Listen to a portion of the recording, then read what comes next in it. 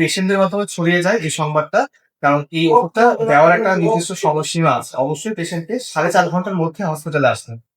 Best paper হিসেবে select হয়েছে। ঠিক আছে? তো যে পেপারগুলো বেস্ট পেপার হিসেবে সিলেক্ট হয় এবং আমাদের আর্টিকেল গুলোতে সবসময় আর্টিকেলের অথরদের নাম লেখা থাকে। পাশাপাশি তাদের যে ইনস্টিটিউশনের এফিলিয়েশন দেওয়া থাকে।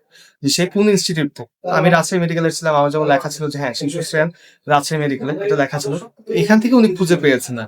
যেহেতু উনার দায়িত্ব ওইখানে, উনার দায়িত্ব হচ্ছে মানুষের কাছে ওষুধটা বিতরণ করা। উনি এভাবে আস্তে, আস্তে খুঁজে পেয়েছেন।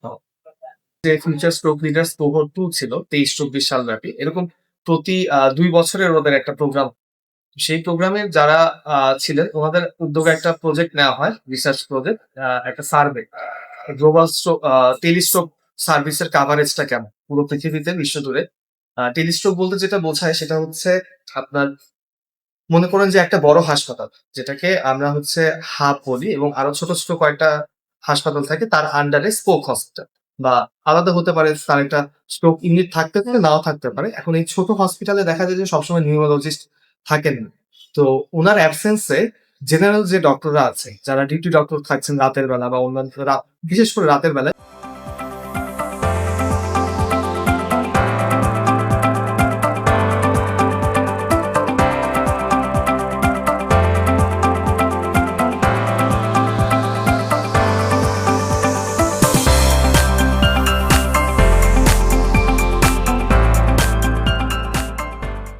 তারা যেন দ্রুত সিটি স্ক্যান করে এই সিটি স্ক্যানের রিপোর্টটা পাঠিয়ে দিতে পারেন হাব হসপিটালে যিনি অন কল নিউরোলজিস্ট আছে তার কাছে এবং সেখান থেকে তারা তাদেরকে ডিসিশন দিয়ে দিবে যে এই পেশেন্টের থ্রোম্বোলাইসিস প্রয়োজন নাকি মেকানিক্যাল থ্রোম্বেক্টমি প্রয়োজন। তাকে কি আমরা স্পোক যে ছোট হসপিটালটা আছে সেখানে আমরা তার ট্রিটমেন্ট দিব নাকি হাবে পাঠিয়ে দিব। এরকম টেলিস্ট্রোক সার্ভিস হাইপার অ্যাকিউট স্ট্রোকের জন্য কতগুলো আছে এবং কোথায়, কোথায় আছে, ঠিক আছে? তাদের সম্পর্কে এবং আরেকটা পেপার আমাদের বের হবে। এখানে ডিটেইলস বলা হবে যে ইয়েগুলো সম্পর্কে। ওটা এখনো পাবলিশ হয়নি। তো এখন ওই প্রজেক্টটাতে আমি রিসার্চ অ্যাসিস্ট্যান্ট হিসেবে ছিলাম। আমি তখন মেডিকেল স্টুডেন্ট। এই প্রজেক্টটা কাদের? প্রজেক্টটা হচ্ছে ওই যে বললাম ওয়ার্ল্ড স্ট্রোক অর্গানাইজেশনের।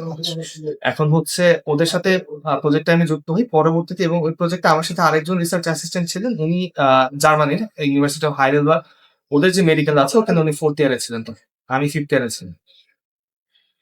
এই আরকি মোটামুটি বিষয়। তো এর পরবর্তীতে আমাদের পেপারটা যখন পাবলিশ হয় এটা হচ্ছে ওই বছর অক্টোবর মাসে মানে প্রতিটা জার্নালের দেখবেন আপনি যে প্রতি মাসে যে প্রবন্ধটা বের হচ্ছে শ্রেষ্ঠ প্রবন্ধ ওরা নির্বাচন করে আরকি। তো আমাদেরটা হচ্ছে ২৪ অক্টোবরে শ্রেষ্ঠ প্রবন্ধ হিসেবে নির্বাচিত হয় এবং এর পরবর্তীতে হ্যাঁ, যৌথভাবে অনেকজন মিলিয়ে আরকি এবং অনেকজন ছিলাম আমরা। মানে আন্তর্জাতিক প্রজেক্ট যেহেতু আমরা অনেকজন co-author ছিলাম আরকি।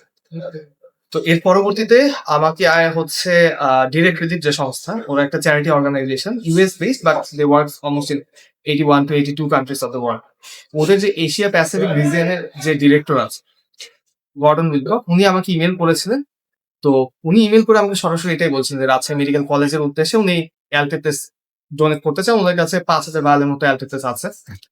উনারা হচ্ছে আমাদেরকে ডোনেট করতে চান এবং আমাদের সেই ফ্যাসিলিটি আছে কিনা সেটা রিসিভ করে রাখার মতো বা প্রিজার্ভ করে স্টোর করার মতো আমাদের স্টোর ক্যাপাসিটি কেমন এই বিষয়গুলো জানতে চেয়েছিলেন। তো আমি তাকে এবং আমাদের মেডিসিন ফ্যাকাল্টিদের সাথে যোগাযোগ করিয়ে দিতে বলেন। তো আমি পরবর্তীতে আমাদের মেডিসিন ফ্যাকাল্টির সাথে বিশেষ করে প্রফেসর আজিজুল হক আজাদ স্যারের সাথে যোগাযোগ করিয়ে দেই এবং আমাদের ডিরেক্টর অফিস সবার সাথে কথাবার্তা হয়। এটা হচ্ছে মার্চ মাসের ঘটনা। মার্চ থেকে এপ্রিল গত মার্চে। এই বছর মার্চ এপ্রিল এই সময়ের ঘটনা। তারপর এই যে আমাদের যে মেমোরেন্ডাম অফ আন্ডারস্ট্যান্ডিং বা পার্টনারশিপের যে কাজগুলো অফিসিয়াল যে কাজগুলো এগুলো তখন থেকে চলমান।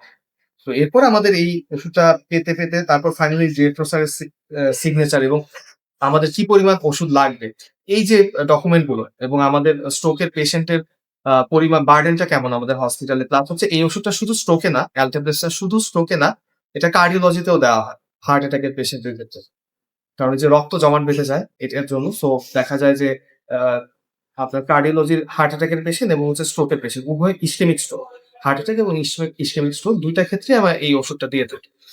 মানে এই এখন দুইটা ওষুধ পাওয়া যায় অ্যালটেপ্লেস পাওয়া যায় টেনিক্টেপ্লেস পাওয়া যায়।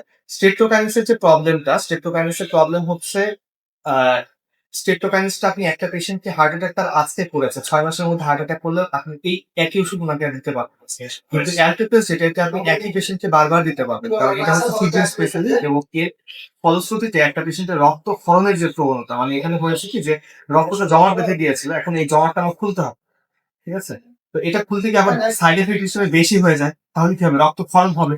সেই রক্তক্ষরণটাকে প্রতিরোধ করার যে ক্ষমতা, সাইড এফেক্ট এটা অ্যালটেফেস এই ওষুধটা বেশি তুলনামূলকভাবে স্ট্রেপ্টোকাইনাসিস। এই জন্য একটা পেশেন্টকে পরপর 6 মাসের মধ্যে 2 বার স্ট্রেপ্টোকাইনাস দেওয়া যায়। প্লাস হচ্ছে এবং আমাদের হসপিটাল থেকে এটা ফ্রিতে সরবরাহ করা হবে এবং আপনাদের মাধ্যমে আমরা যেটা চাই যে এটা যেন পেশেন্টদের মাধ্যমে ছড়িয়ে যায় এই সংবাদটা। কারণ এই ওষুধটা দেওয়ার একটা নির্দিষ্ট সময়সীমা আছে। অবশ্যই পেশেন্টকে 4.5 ঘন্টার মধ্যে হসপিটালে আসতে হবে।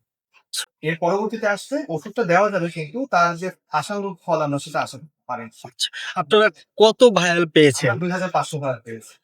এটার প্রাইস কত? প্রাইসটা এটা আপনারা দেখে নিন। প্রাইসটা নিয়ে আমি আর বলবো না।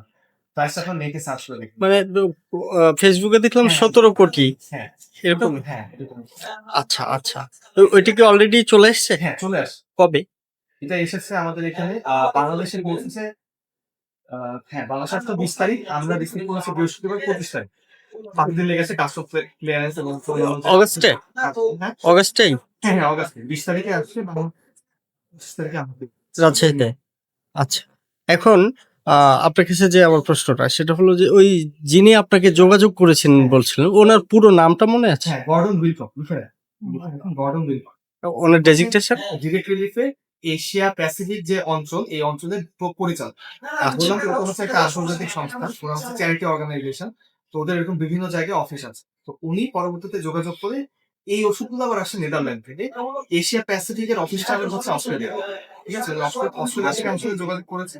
কারণ এই ওষুধগুলো অরিজিনালি তৈরি হয় হচ্ছে জার্মানিতে এবং এই ওষুধগুলো হচ্ছে একদম যে মেইন কোম্পানি যারা প্রথম এই ওষুধটা বাজারজাত করেছিল, বোরিনজার ইনজেল কোম্পানিটার নাম, ওদের মাধ্যমে আমরা পাচ্ছি কোম্পানির কাছ থেকে। ওরা হচ্ছে ডিরেক্ট দিয়েছে, ওরা আমাদের বিষয় আপনার গবেষণায় কি এই বিষয়টা ছিল?